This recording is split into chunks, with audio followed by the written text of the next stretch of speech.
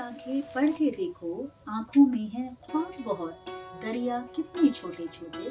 लेकिन है सैलाब बहुत। नमस्कार, मेरा नाम विभू कृष्णा है और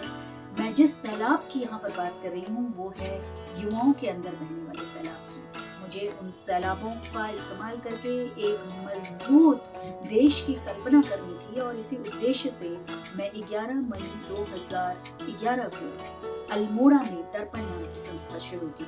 उत्तराखंड राज्य जो उस वक्त सबसे ज्यादा पलायन, बेरोजगारी और बहुत सारे मुद्दों से, नशा से,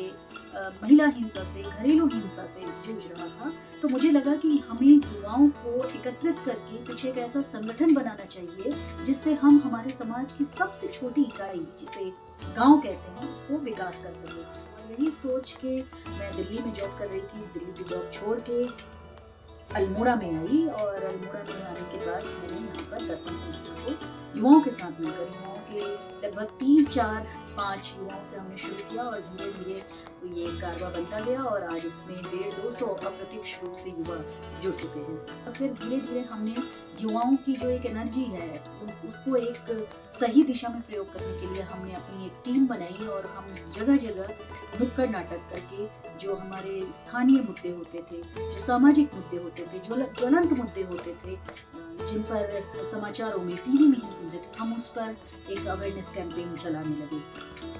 इसके बाद धीरे धीरे हमारे इन कार्यों को सराहना मिली और हमें प्रशासन का, सरकार का सहयोग मिला। फिर हमें धीरे धीरे, चाहे वो कृषि विभाग हो, मत्स्य विभाग हो, पशुपालन विभाग हो, उद्यान विभाग हो, वन विभाग हो, तमाम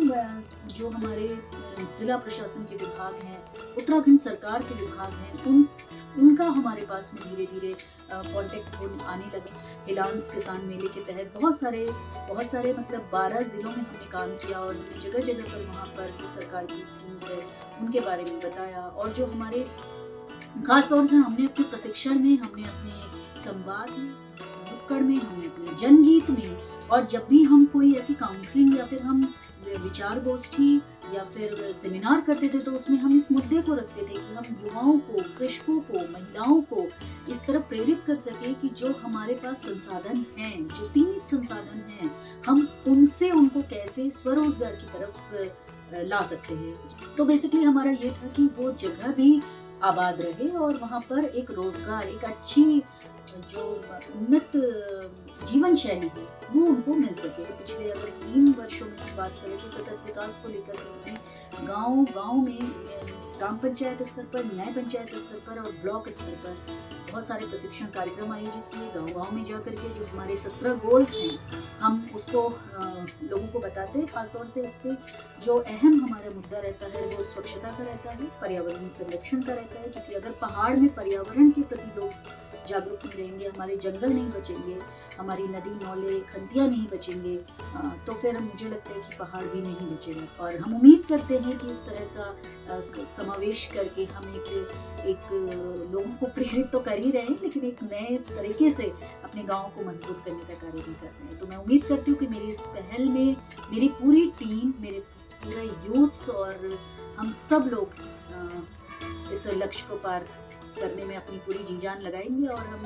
देश के विकास में एक महत्वपूर्ण योगदान देने के लिए अपने गांव को तैयार कर पाएंगे। धन्यवाद।